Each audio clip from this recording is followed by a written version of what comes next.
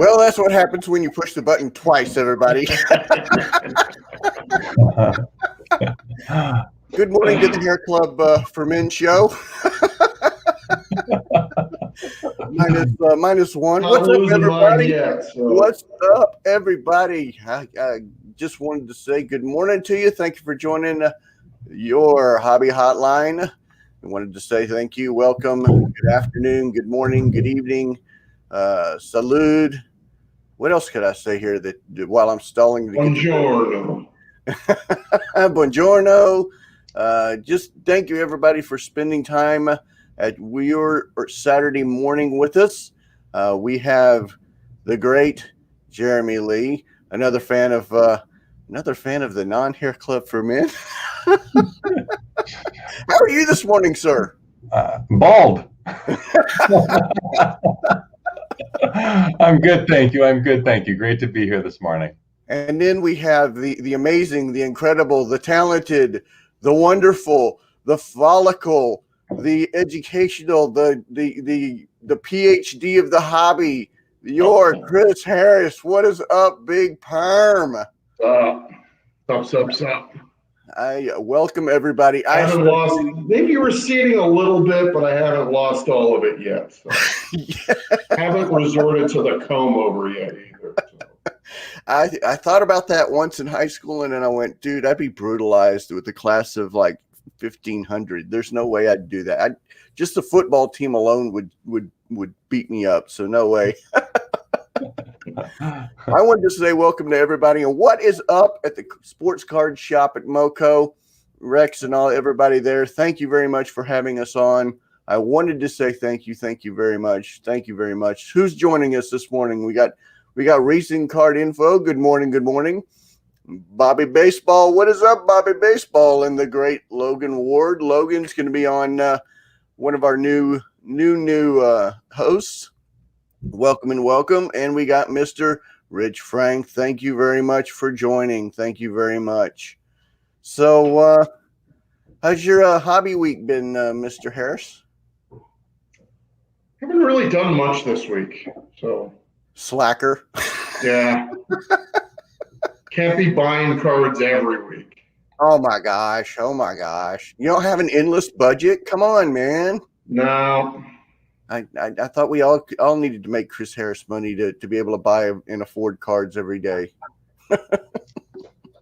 Only the government can print money. So. Oh, come on! I thought you could do it on a copier. Come on, man.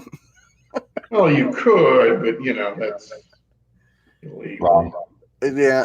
And then we've got Jeremy. Don't you have somebody that's coming on tonight on your show? I don't know. Some guy, something. How are you doing, sir? I'm doing good. Thank you. Thank you for asking. I'm doing well. It's a great week.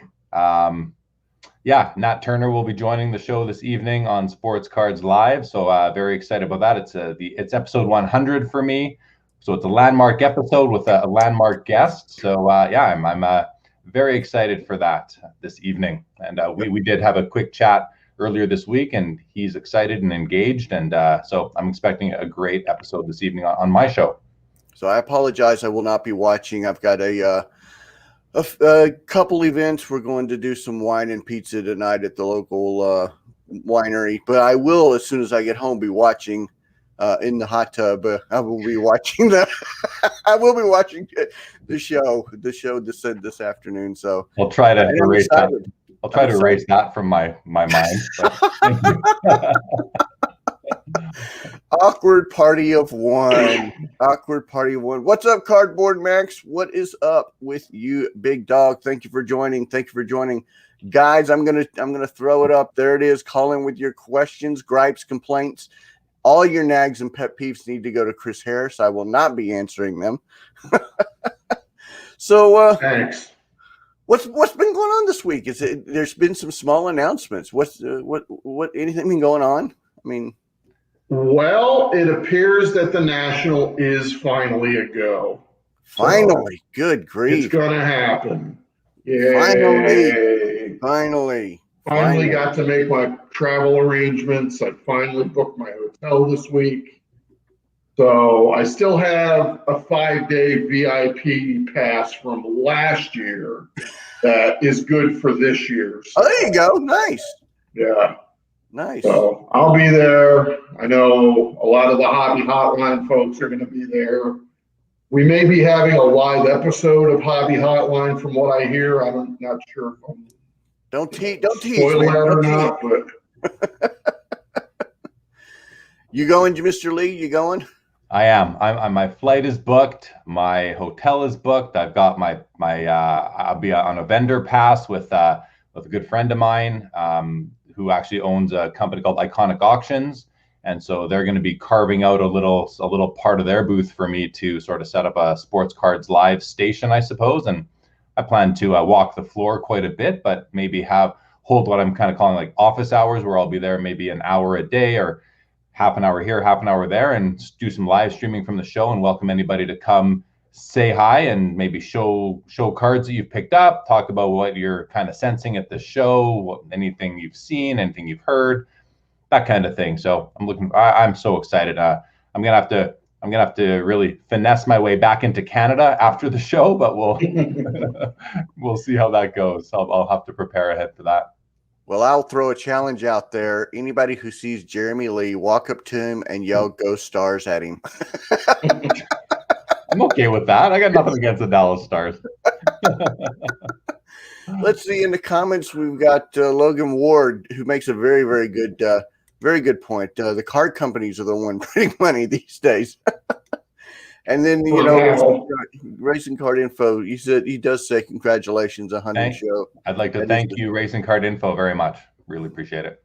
And then, Nat's love and commitment to the hobby is singular. Looking forward to Jeremy's show, as we all are tonight, as we all are. Thank you, Bobby Baseball.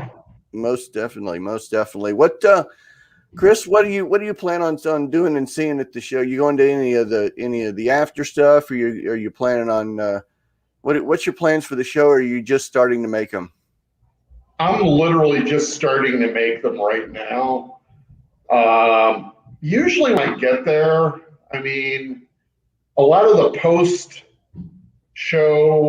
extracurriculars, I usually just play it by ear, see what's happening, hang out with friends. That's what I usually do every year. I mean, this is going to be my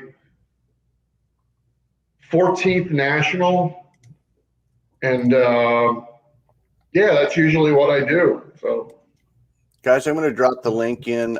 Call in and let us know what your plans are for the national. Are you going? Or you're not going? I really like to hear what everybody, because I've never been. Unfortunately, I have prior commitments. I can't go this year. I'm very disappointed. I'm very upset. I wanted to stomp my feet around like a little 2-year-old. So I will be there in spirit, but I will not be there. I wish I could. So I want to hear your stories about what people are planning on doing. Well, I'm planning to, if you'll send me a cardboard cutout of you, I'll stand it up at my little station. Nice. And you can really be there in person and in spirit that way. Will it be really short though? It'll only be like 2 foot tall. I'll put you on the table. We know Joe's going. Joe said it'll be his first time at the National in your 47 years. And then, we were gonna leads right into one of the topics we were gonna talk about, which is PSA grading cards at the National. But how do you think that's gonna work? I mean, I know JSA does it at the Dallas Card Show, but they get so inundated they can't do everything all at once at the Dallas Card Show. If you take something in, say on Sunday, they're going to send it back to you. I mean, but if you go Friday and turn it in, usually you can, even first part of Saturday, you get it the same day. So how's that going to work with PSA? I mean, I don't know. That's one of the questions I'd love for you to ask, this evening, just because I'd like to know, how they were going to do that. Well, I mean, what I've heard, and this is just what I've heard hearsay, is that they're not taking in submissions where they will then ship them back to you afterward. They're not taking in cards that they will then take to California to grade and then ship back to you. They're only going to be doing during the show type of grading. What I've heard, I cannot verify, but what I've heard is that it's going to be like $300 a card. So they're really only looking to maximize their time there. They know the demand's going to be strong. Of course it's going to be. And I really think they're coming to have a presence more than to generate business. I think they're coming to have a presence because they're so important in the hobby. And I think what they're doing is they're also controlling their inflow, which they've been doing for several months now. So it's consistent with how they've been operating. But I really like the fact that they're going to be there and they're not just going to be absent. So that's great. As for, if you submit a card on Sunday, they're obviously going to have a cutoff because they're going to have their logistics figured out. And then what will happen is if there are cards that they, for whatever reason, can't grade, either they will stay there late that night and find a way to get them back to you, or they will have to send that small overflow back to you, insured shipping, that kind of thing. But we'll see how they manage the logistics of all that, whether or not they have to take anything with them. But that's my understanding, $300 a card. So they're not going to get the big lineups like they've always had, which is encouraging for those people who have cards with them right now already. Yeah, Chris, you look like you're wanting to. Yeah, PSA, BGS, I think even SGC a couple of years. They always have been setting up at the national and taking submissions for years now, and I don't really see how this is any different than how PSA has done things in previous years, except for the fact that they won't be taking cards back with them. That they'll only be offering either same day service or maybe like a 1 or 2 day turnaround service. Really business as usual to a certain extent for PSA at the national. Yeah, except for they won't be taking cards back. So yeah, and along Logan's comment here and then we'll go back to the comments and then we'll do HGC. Is HGC going to be there? Good morning, Uncle Rich Klein, Mr. Klein. Loved seeing you a couple weeks ago. And then we've got, no PSA set registry luncheon, racing card info. And then Logan saying, yo, Uncle Rich.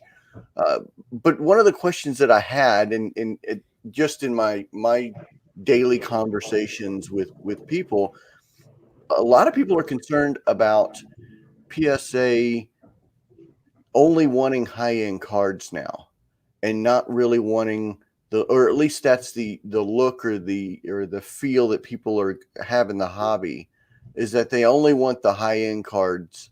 Chris, do you get that same feeling, or are you hearing the same scuttlebutt news? Yeah, I mean, I think I read somewhere along my Twitter feed maybe a couple of months ago that as of that point, PSA had graded some 460,000 2019-2020 Panini Prism basketball cards.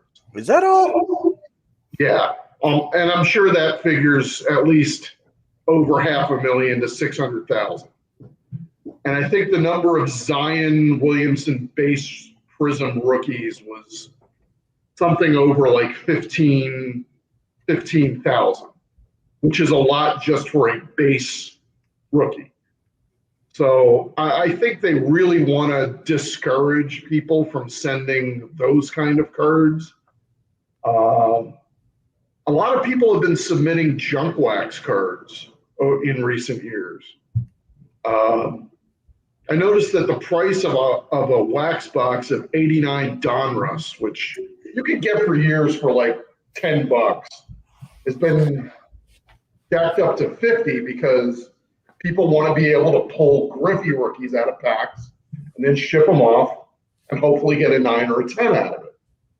And first of all, you're not really adding really that much value to the card, unless it does come back at 10.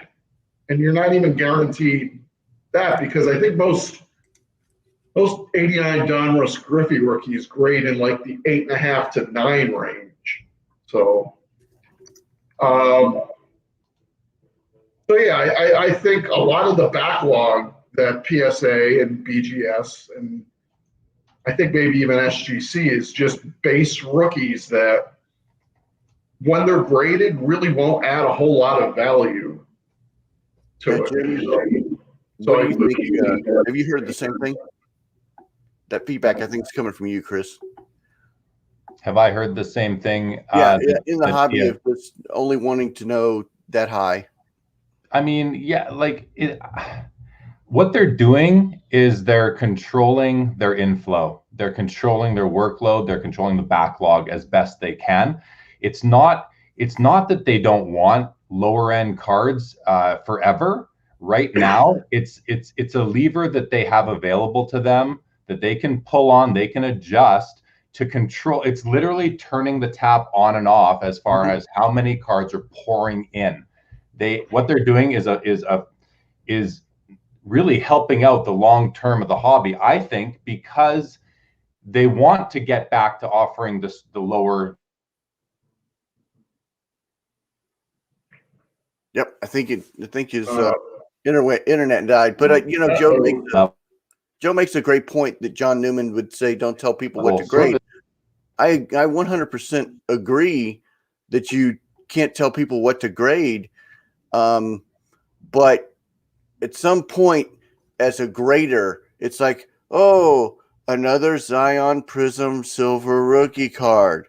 Oh, another Zion Prism rookie silver. I could see both sides of the dynamic, and it's I guess a delicate balance of if I'm a single, I pulled from a pack a Zion Prism Silver rookie card. If I want to send it in, I should be able to send it in.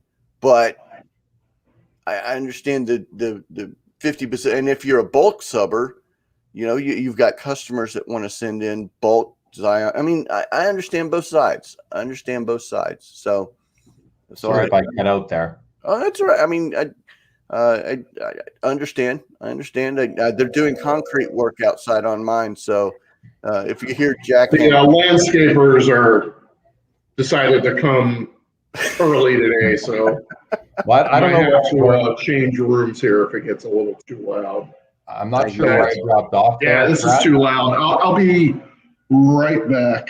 I'm not sure where I dropped off there, Brad, but what I was just saying, you know, I don't think that PSA does not want lower end cards forever, right? It's a lever that they can adjust.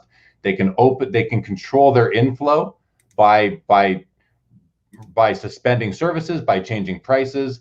And what they're also doing, instead of just cutting everything off, they're saying, listen, we understand some cards need to be graded quickly.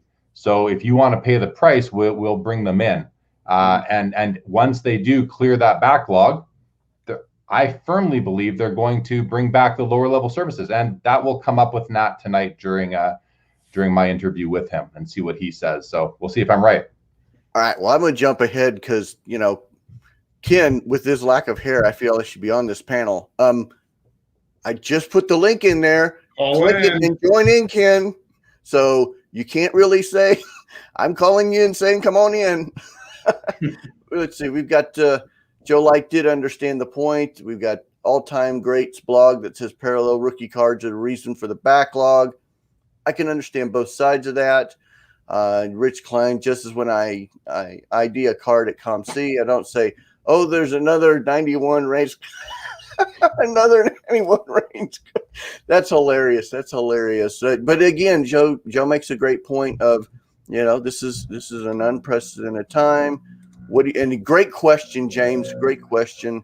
What do you say to those who are trying to complete set registries and grading 1980s base cards? Be patient. Patient. Add a year to your project horizon, and by then, most likely, PSA will have staffed up, trained up, increased their square footage, all these things that they're doing to be able to serve the hobby. Just be patient is what I would say.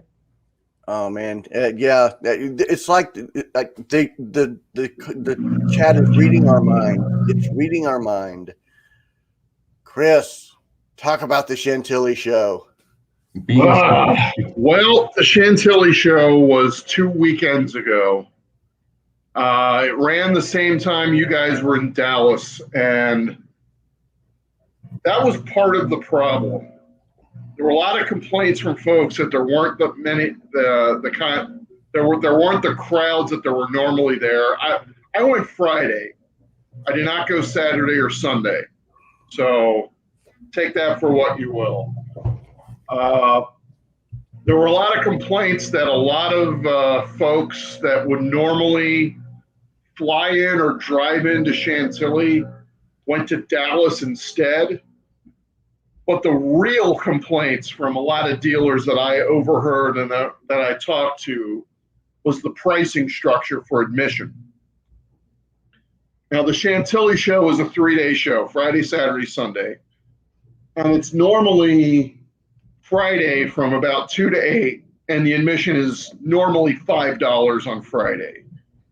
And then Saturday and Sunday, it's normally 9 to 5 each day. I think it's 9 to 4 on Sunday, but it's $10 each day. And a 3-day weekend pass is normally $20. Well, the promoters, CSA, and you could see their website there, decided to cash in on the hobby boom by making it $25 for admission on Friday at 2 o'clock, but $10 after 5. And I got in at 5 o'clock.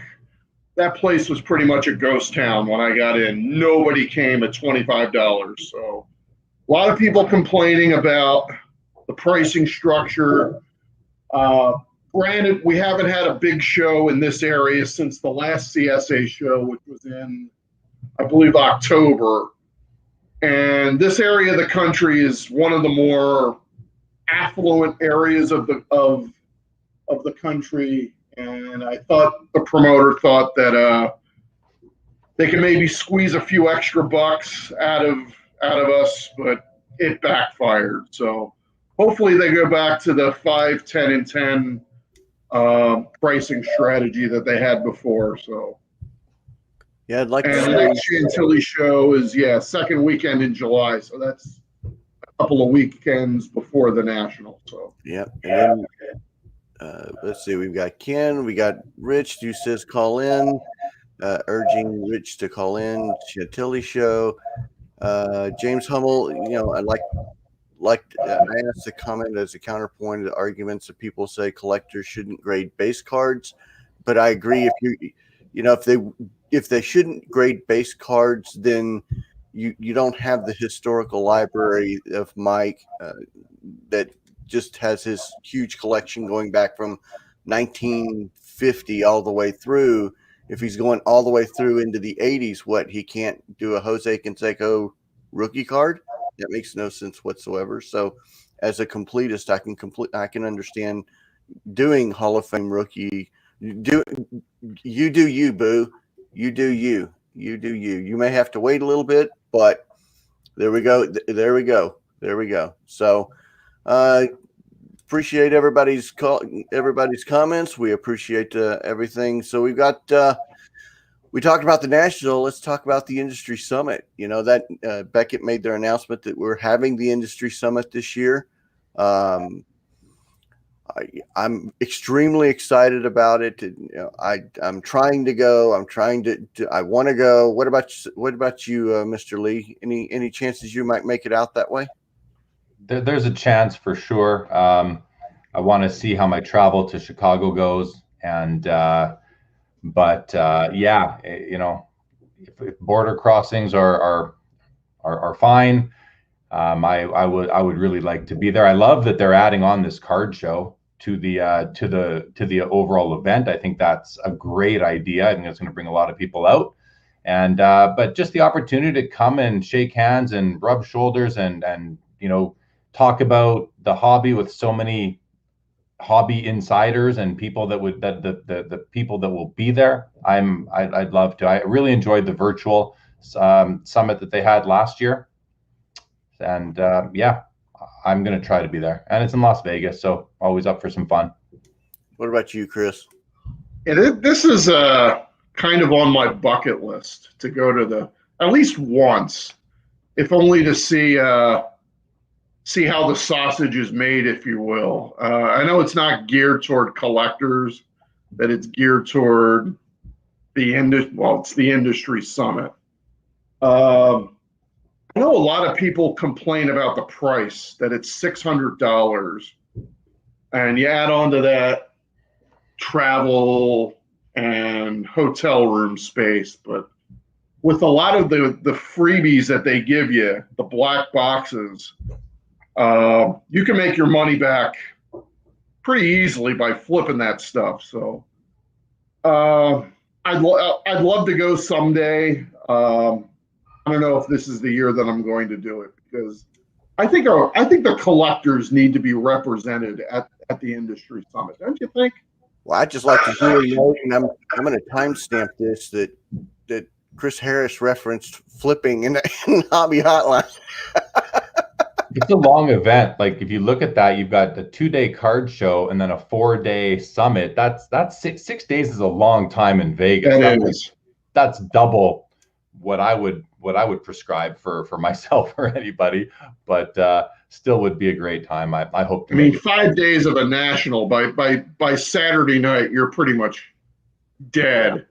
I can't imagine, sitting in a conference room for 4 days, listening to presentations. I hear you guys. We got a caller. I want to bring him in right away. Just wanted to say first, good morning. I was just about to get ready and say good morning. Thank you for joining. Thank you for calling in. Just how can we help? How can we help? I'm Jeremy. I know you have the guy coming on for PSA tonight. I'm hoping you're going to ask some tough questions, but not be too tough, because I know you want guests to return also. A couple things with PSA that I'm always concerned about with any grader is, why do these companies not show us how to grade cards to a standard, so that we don't send crappy cards to them, basically waste their time and then waste other people's money? I mean, I just feel like there's a lack of responsibility from a grading cards company's perspective on teaching the hobby on how to send or what to send in properly, so that you're getting value for what you're really trying to do. Because at the end of the day, we all want a 10 or a 9 at least for most cards, and then some. An 8 obviously is very acceptable, but you see a 7 and you're just going to cry unless it's vintage card, basically. I just feel like there's this lack of teaching for the hobby itself, and it's like, why is this a secret? And like, it's not rocket science to grade a card at the end of the day, and everybody probably uses some form of different technology or magnification. But what is that? When I'm looking at my card through magnification, do I need a 10-time loop, 15 times? Do I need a digital microscope? Obviously surface is pretty self-explanatory. You can look at that for the most part. I just feel like, especially with corners, I mean, we have the edges now. I mean, the tool for centering with the apps and stuff that help out if you know how to use it properly quite a bit. I just feel like there's not enough teaching to the hobby itself on how to do this, and people are just sending everything in, just assuming that they're going to get good grades. Well, I did bring this up, and you make a very, very good point, Michael. A very good point. I did see this earlier, and I didn't know if you were aware of this grading card seminar that CSG is putting up. Mm-hmm. But it is face to face, so that's a negative. And this is more geared to trying to hire graders. Yeah, correct. I 100% agree with you on just teach us, help us. Jeremy, what do you say? I got to go on mute again. They're mowing back here. Yeah, I think it's a great idea. I think number one, it would be another, a lever that they could pull a little bit to control the inflow of cards that nobody wants to be on the market in slabs. I think it's a great question, Michael, that you pose. I will raise that with Nat tonight in terms of, what sort of training or seminars could you offer. It's nice to see that CSG is doing one. Maybe PSA could or would as well. I will let you know a little bit of a sneak peek that we will be discussing the lack of clarity on why cards don't grade what people expect them to, and if there's any possible messaging or service that they could add where you would get sort of more of a report. I do have that question on tap to ask him this evening. So, because that's something that I think is a big concern for people. You send in a card, you look at it under 30 times magnification loop, and you see nothing wrong, and it comes back an 8. You have no idea why. People want to know, and I don't know if any of you guys saw the video that that sports card investor Jeff Wilson did at SGC, where they went behind closed doors, behind the curtain, and they showed this particular machine that kind of x-rays the cards and showed flaws that you cannot see with the naked eye. And I've always said, when you cannot grade a card from an image on a Facebook post, which so many people think you can. It's kind of ridiculous. You need to have a card in hand, and even then you may not see things. So it would be nice to kind of get a copy of that x-ray of your card to prove to you, hey, here's why your card didn't receive the grade that you expected. And then my brain then goes to the fact that, if you cannot see a flaw in a card without an x-ray, or you cannot see a flaw in a card without 100 times magnification, do you really need to penalize it because it's undetectable anyway? So what are the standards around those sorts of issues are some of the questions I have. But I think you pose a great question, Michael. Thank you. The other thing with the CSG doing the grading thing down here with the seminar, because I'm in Tampa, and I believe that's in Sarasota, so it's only about 45 minutes away, is they're trying to hire people. So I don't know how much in depth they're really going to go to it. Nobody has made a video.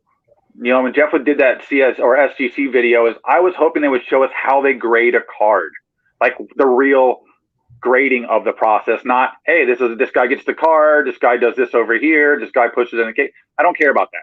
I want to know, what am I supposed to do to self-grade my card to get the best chance of getting the highest grade? What am I looking for? And I just feel that it's just like all of a sudden a big secret. Ziggy talks about the wizards, and that's the wizard basically. What is it? What's the standard, and are they all the same? Are they all different? You hear them poaching people from other places. So what's so special about it that makes it nobody wants to talk about? Or is it really just the eye of the beholder at the time? Because it sometimes feels that way. Yeah, I think the wizard, calling graders wizards, is a little naive and a little it's not the whole picture. I understand it. I get it, why people might think that, but there is experience, there is having an eye for these things, and we've seen it now. We've seen equipment that is used that takes the wizardry out of it. It actually makes it more scientific. It makes it more physically identifiable. There's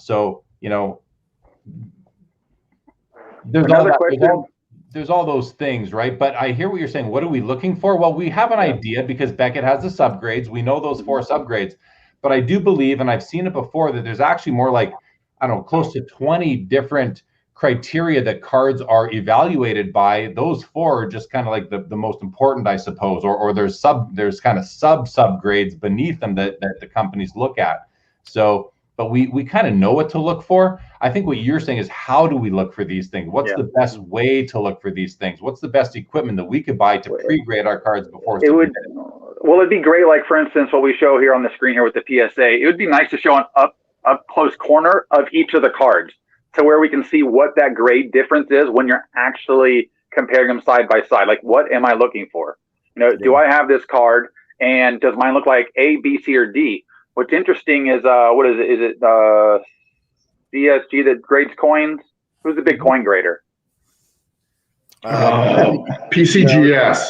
PCGS. If you go to their website, they literally show you each grade with each coin in a high definition all the way down the line. So you can get a really good idea of what you already have.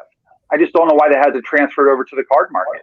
Like, it literally goes from one, or theirs is like a 70 something grade all the way up to a 98 or something.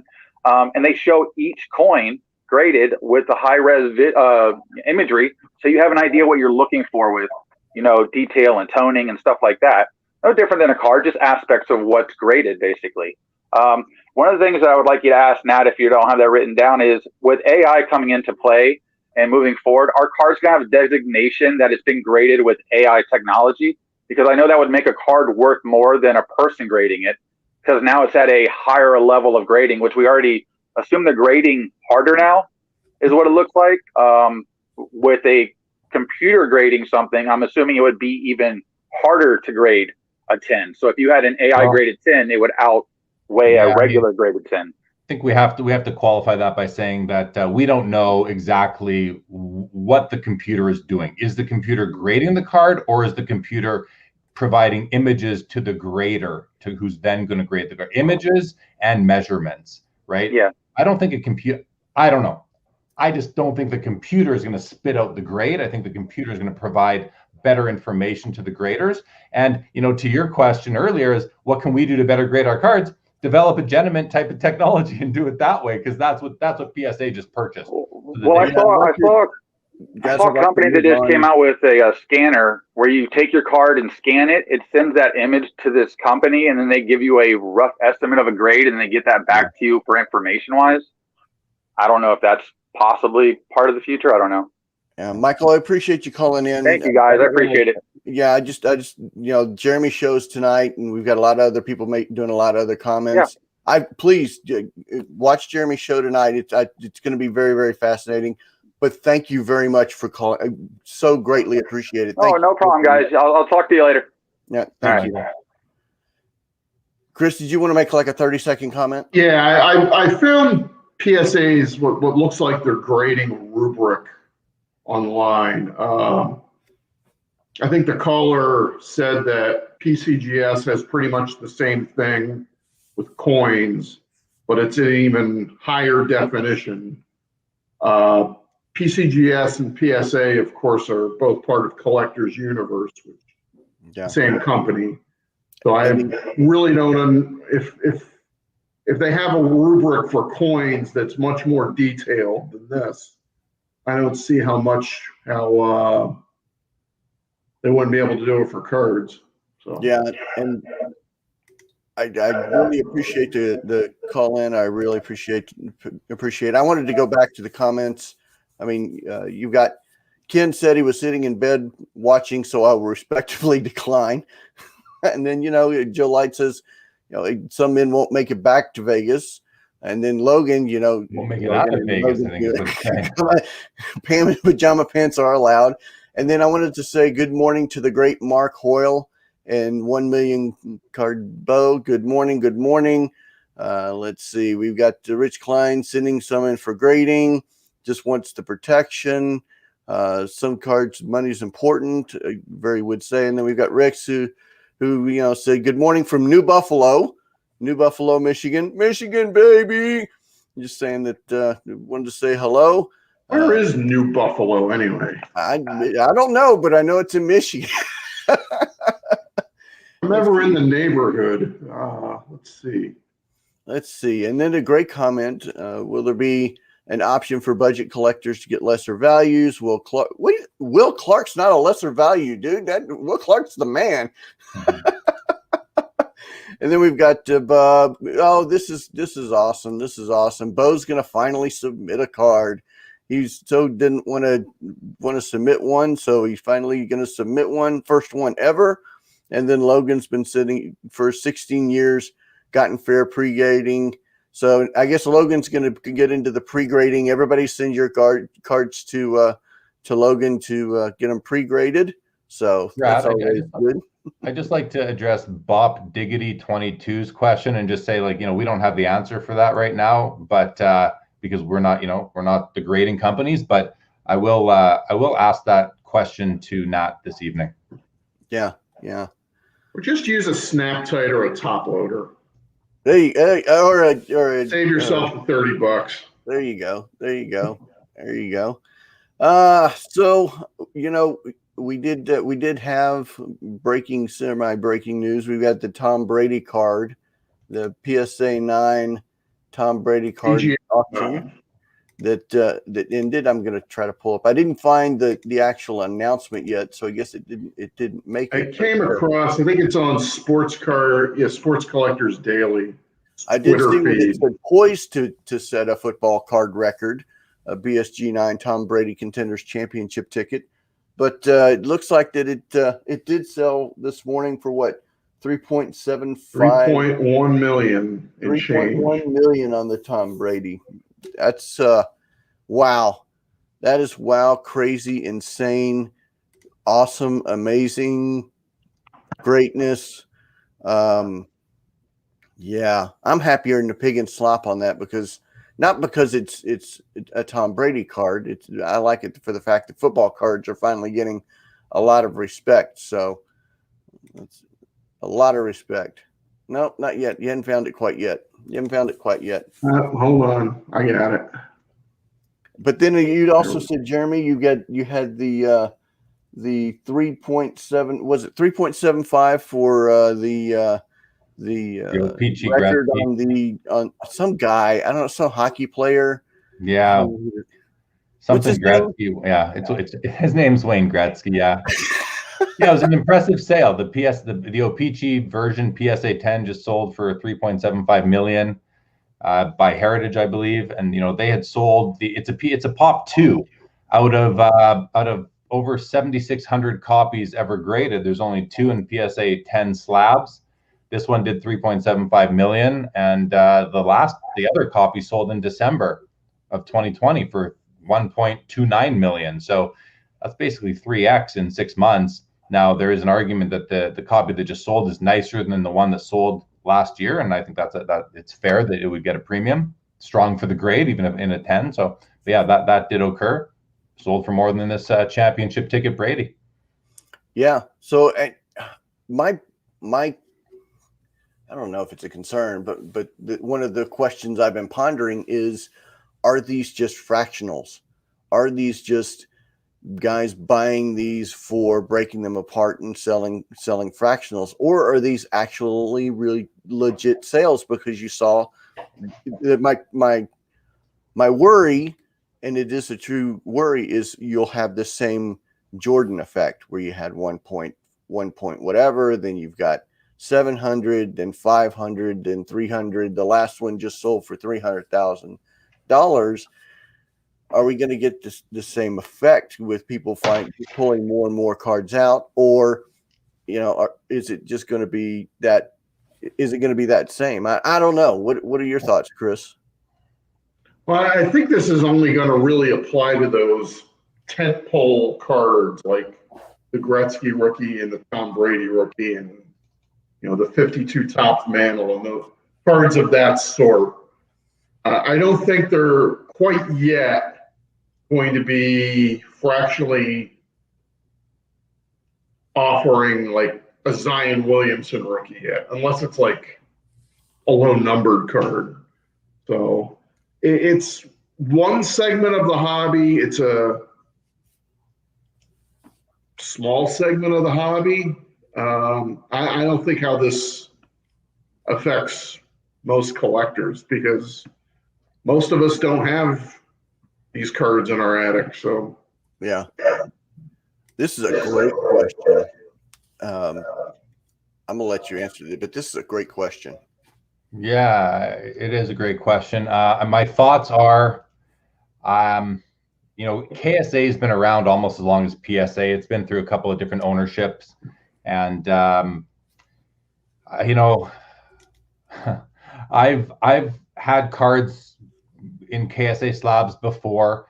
My understanding is that they've improved the quality of the slab itself so that the cards won't move around as much and kind of fall out of the slab or the card area and into where the label is, which was an issue for me in the past. I just picked up a KSA graded card this past week, a 92 Michael Jordan Panini sticker, a very beautiful, sparkly, shiny card.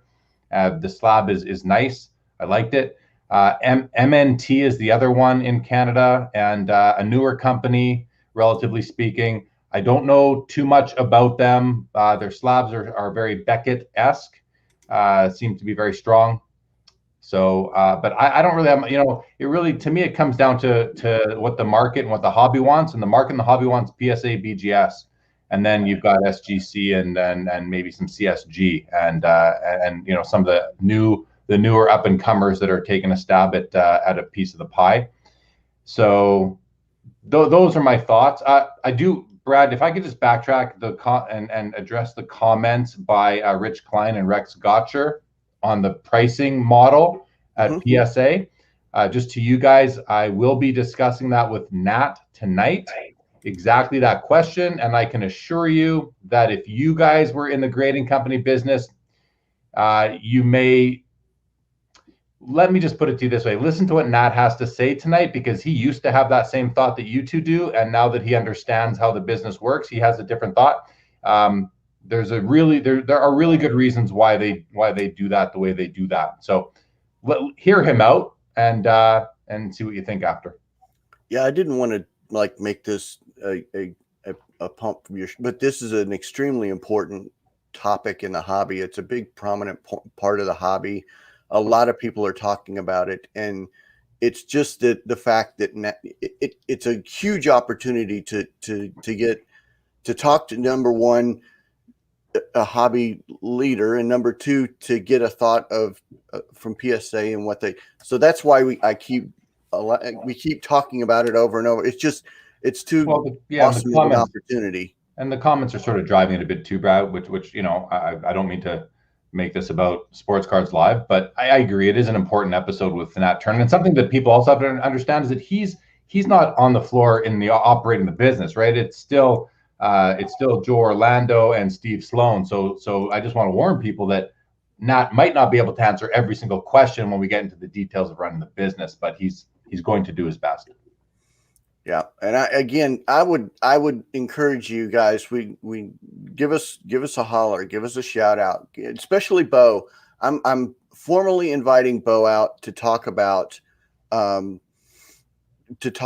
this next topic, and it's the Card Life TV show that's coming out. And the reason why I'm asking Bo to come out is because they were actually at his show, his house. They were filming at his house.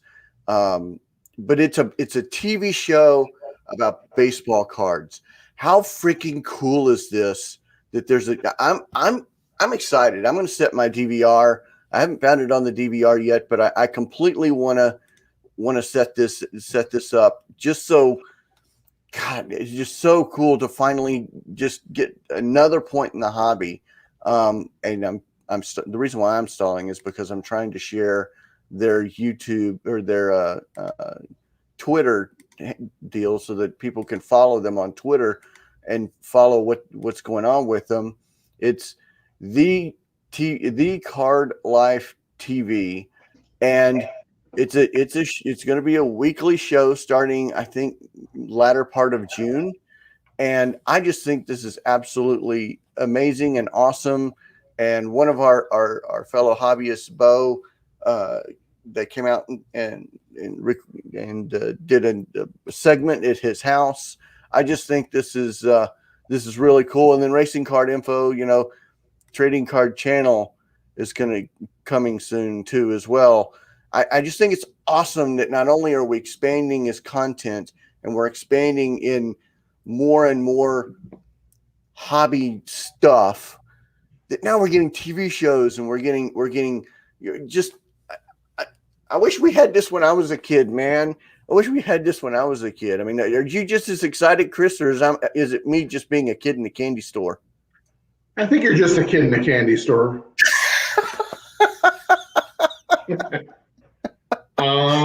Thanks, Dad. What about you, Jeremy? What about your thoughts? I'm excited. I follow these guys on Twitter already. I'm excited to see. I'll consume any hobby content, not any hobby content, but I will consume if it's produced, if it's well produced, which it sounds like this is going to be. I'm excited. I would love there to be a trading card channel. I mean, I would subscribe to that. I'd have it on all the time for sure. So yeah, I know that Ken Golden has some sort of show coming out, from the producers of Pawn Stars, which I'm very excited for. And this is just one more thing that it's exciting for all of us. If you're in the hobby, if you're passionate about the hobby, if you love the hobby, if you want to see the hobby last a long time, which I'm not, I know it will. It's already been 140 years. Yeah, I'm excited. Yeah, I'd be willing to give it a whirl. Looks like it's on regional sports networks across the U.S. in June 2021. So yeah, the ballot. The first episode should be dropping shortly. So here we go. I don't like that everyone says the market has crashed. Basketball crashed. The market's still healthy. What are your thoughts on this, Chris, being a hobby chorus? Don't like that everyone says the market has crashed. Is everyone saying that? Not everyone. No. Basketball is correcting. Market is still healthy for now. No crash here. Yeah, year over year, things are doing well. So it's a narrative. It's a narrative that's out there right now by a lot of people with loud voices and big audiences, and certainly many cards have declined in value, but it's not. The Wayne Gretzky rookie card just went up 3x. We're seeing cards sell for huge money all the time. Beckett Grading Services just had to shut down their lower level services because the hobby is crashing. It doesn't make sense to me that's inconsistent. All these companies have to turn customers away right now. That's not a sign of a hobby crashing. Some cards are definitely coming down in value. A lot of them are commodity type cards, but the rare stuff, the low pop rare cards, are just going up in value. Records are being broken all the time. So, and unfortunately, because it damages the hobby that this narrative is so powerful out there, and a lot of the people that are putting that narrative out there are people with large followings on Instagram and YouTube that really are. Their baseline is the month of February. If you use the month of February as your baseline, then yes, it's a very dark day in the hobby. But if the hobby has been around for much longer than 4 months. It's been around for many years. It's been very popular for several decades. So I agree with Michael. I don't like that people are saying that because it's damaging to the hobby, because it's sending an incomplete message. I'm not going to say it's sending a false message, but it's sending an incomplete message. When the bubble pops, we'll know when it's popped. Trust me. It is not there yet. Yeah, guys, so I apologize for going mute. The reason why I'm going mute is they're doing concrete work at my house. So okay. I don't want like jackhammers going on. So that's why I'm trying to like motion into everybody to join in. So I'm going to go quiet for just a second. What's up, Bo? Hey, what's happening? What's up, big dudes? Good to talk to you. I'm going to go mute again. Go ahead and jump in. Yeah, so I just wanted to shed a little more light on the Card Life TV show. You mentioned they were over filming this week, and it's really cool. He gave me some. Brandon was the producer. He was over and gave me some details on what it's all about, and it's going to debut. I think June 17th is episode 1. It was shot a few weeks ago in Arizona. Matt Strom of the San Diego Padres is the host of the show. He had, I think, knee surgery, so he's not pitching this year for the Padres. So they filmed in Arizona. They actually had I can tease a little bit because when you showed the Twitter, it has the video of them finding something super rare. And I know Brad, I've teased Brad with what they found. It's and Brandon told me the story behind these cards. So you'll have to watch the first episode. in a couple weeks. So yeah, it's on Bally Sports Networks, which are formerly the Fox regional sports networks. So there's Bally Sports Midwest, Bally Sports Southeast. Nesson is a part of it. It's from Sinclair, the Sinclair Broadcasting Group. So all of those regional Sinclair stations, Nesson, Root Sports, Marquee Network in Chicago. So it's going to air on those. He wasn't sure when our Wisconsin episode will air. He thinks probably episode 2. So that's end of June. So he filmed at my house with the Cubs collection. He filmed with Ryan, who is ripping one-handed on Twitter. He has some awesome stories that he shares. And then they filmed last night with A.J. Dillon, who's the running back for the Green Bay Packers. And he actually does breaking on Loop. And so the Card Life is actually sponsored by Loop the app. So yeah, it's going to be fun. And it's all about like hobbyists. It's not, they don't want to cater to the investing side, the flipping side. So it's about hobbyists and just the joy of collecting. So I think it's going to be a really cool, really fun show. Yeah, but be happy. You at least can watch it. Frontier, my cable company, got rid of Bally's. I cannot watch that show. Well, ironically, I can't either because I have YouTube TV, and we do not get Bally Sports Wisconsin on YouTube TV. So I'll have to go to a friend's house or somewhere and watch it. Yeah, and that's long term, and it's a different problem. But long term, that's a major problem that for all sports, and I don't want to switch it too much, but we talk about crash correction. I can't watch the Rangers. I may be able to watch 4 or 5 Rangers games, Texas Rangers games this year. All the cables now. Okay, I can watch the game on TBS. My MLB network's gone too. One of the problems with baseball is they're doing a wonderful job of shooting themselves in the foot of getting mass people watching the games. Short term, they're fine. Long term, the less people that's accessible for, it's an eventual trickle down effect. And I was thinking about this morning. To me, one of the biggest mistakes baseball ever made, and Kurt Smith, who I've met a couple times and wrote about the old announcer, said the biggest mistake ever made was when in 1990 MLB went for the money and went for the 12 game and then postseason CBS package instead of making sure they had a network presence on every single week on, we'll call it free TV. The more we run into where we can't watch these programs, and even though this is a more specialized program, the bigger the problem is long term for the hobby. Short term, we're wonderful. Long term, it's an issue. Hi, Rich. Hey, Chris. Bo, thanks for joining in. Thanks for having me. I'm going to pop out and listen to Uncle Rich. Have a good one, guys. Cheers, Thanks, Bo. Bo. Okay. Well, I really came on more than pontificating about that. I wanted to congratulate Jeremy on 100. Thank you, Rich. Very nice. Yeah, Proud to have you as one of those 100 as well. Yes, and whenever you need me again, just let me know, and I'll try not to step over you too much. Thank you. I'll be. There's I don't know if I think I said it earlier. It might have been actually in the pre-show, but debuting an opening intro video and song tonight, and you may or may not see your face on that. Okay, well, I'm definitely going to watch it with Nat around, so that should be cool. It's a cool tease. And it's interesting because, and the reason I pointed out the thing about, the pricing structure at PSA, and believe me, I've run a business, I get this. Jeremy, you've done retail, you're a higher up at wherever you work, so you get this too.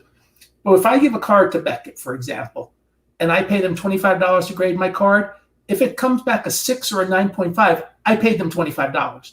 They're not going to raise the price on me. I paid them what I paid them. They're going to treat the card exactly the same. Yeah, I think it has to do, really the biggest driver for the different cost based on the values of the cards is the insurance and their guarantee. So let's let Nat describe it, because Nat.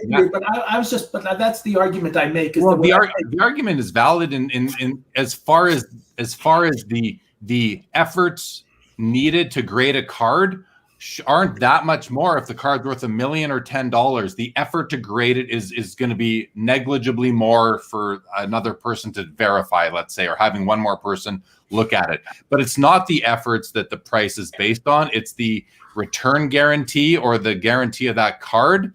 I don't know. And I'll let Nat speak to it. He'll know it better than me, obviously. And the insurance that they need on that guarantee. They have costs that go. They have incremental costs that go up as the values of the cards, their grades go up. So it's not just them charging for their brand on the card, although that's probably a part of it. And I think it's legitimate because, they do add so much value to your cards when you get those grades. So anyway, I think that's what it is. There's more to it than just the efforts that go into grading the cards and the inputs that they need, the resources. Well, he did say that they were going to expend a bunch of money on the seven. Just I'm going back to one of the articles was talent, technology, time training, new hiring, new locations. There's multiple locations planned. I mean, they hired somebody specifically to find several other new locations across basically the Midwest. Well, there's a lot of upfront costs involved with doing that. So that front end outlay, you've got to plan on that for the back end. And yes, I know that they've got their millions of cards backlog, but you still have to upfront outlay that cash to be able to do that. So I get it. I get it. And what they're planning on doing, or at least from the outlier, I see. So I 100% see. It's a great question, Racing Card Info. That is a great question. What time, Jeremy? 10 o'clock Eastern on the Sports Cards Live YouTube channel. There you go. And I want to go back to baseball, and I think it was. I mean, this is a fantastic comment. This is a fantastic comment that I think baseball dropped the ball hardcore on. NFL, you can see multiple teams play at multiple times per. MLB, I'm sorry, it's 11 o'clock on a Saturday morning. Where's baseball on TV? Where's baseball on TV? You used to be. The reason why I'm a Cubs fan is because I could watch on WGN the Cubs play on Saturday mornings when I was a kid. I mean, where is Major League Baseball in kids being able to watch whoever they want to watch? And it's ruining the baseball growth of where they get their experience now. John's a Texas Ranger fan because he used to be as a kid a Texas Ranger, and then he could go watch. Where's that coming from now? And I'm afraid that baseball's shooting itself in the foot. And as a baseball guy, I'm kind of sad because I would love to have a baseball game playing on right now or over here while things are going on, but you just can't do it anymore.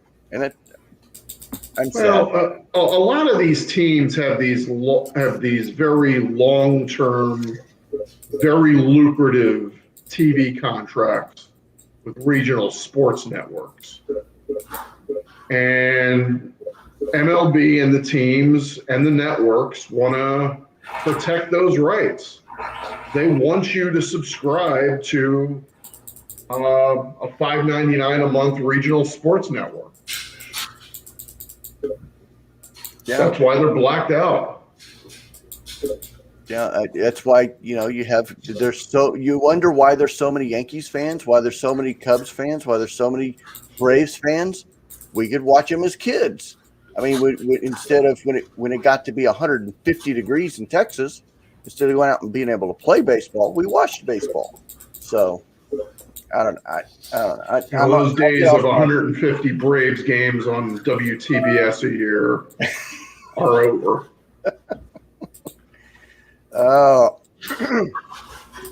We got anything else, or we're a minute 5 into it? We're on hobby overtime. Anybody got anything? The show looks like it's winding down. I'll let Mr. Rich have his final thoughts. Well, I got a wonderful Facebook message from an old friend of mine today related to one of the people running the National, and just said how much they enjoyed the trips Dr. Beckett and I do when we do the memory lane, the trips down memory lane on his podcast. And one of the things I want to stress is we sometimes talk about the problems. There's a lot of joy in this hobby, and finding the joy in the hobby is hard to do sometimes, but it's worth it. It'll take a while because my editor's going on vacation and announced it, but I had time the last couple of days to pen my latest GTS columns. And basically it's about, and I'm going to use the term, fun sets or fun cards that card companies wish they never issued. But, it's harmless because they all survived. But it's like, for example, one of the card sets I mentioned is the 1959 Topps Fabian set. Well, if you ever listen to Fabian, rest assured I sing better than he does, and I have no singing talent. So, but it's fun looking back and say, what were they thinking when they did that set? But, but there's fun in that. And there's fun in collecting cards. And if you can find, when Tarjay said, we're not going to carry sports cards, there were, I sat at lunch with my friend Raymond Jones, and he rattled off 15 places you can buy cards, not even in LCS. So look for joy, find the joy, be happy. Just remember, you can't always get what you want, but in the end, you get what you need. That sounds like a great song there, Rich. Maybe I should try to patent that. Chris, what about you? We'll do the Brady Bunch thing. I think we need to explain why you're hosting today. This is kind of a last minute thing. Yeah. And we want to give a shout out to one of our hobby hotline brothers who kind of needs it right now. So. Yes, go ahead. Well, I'm asking you to explain why. For those of you who don't know, Mr. Newman was scheduled to join us this morning. However, he has had a death in the family. So our prayers, thoughts, all kindness going to the Newman family in their loss. But one of my friends is hurting. So thank you for all of you who y'all are caring.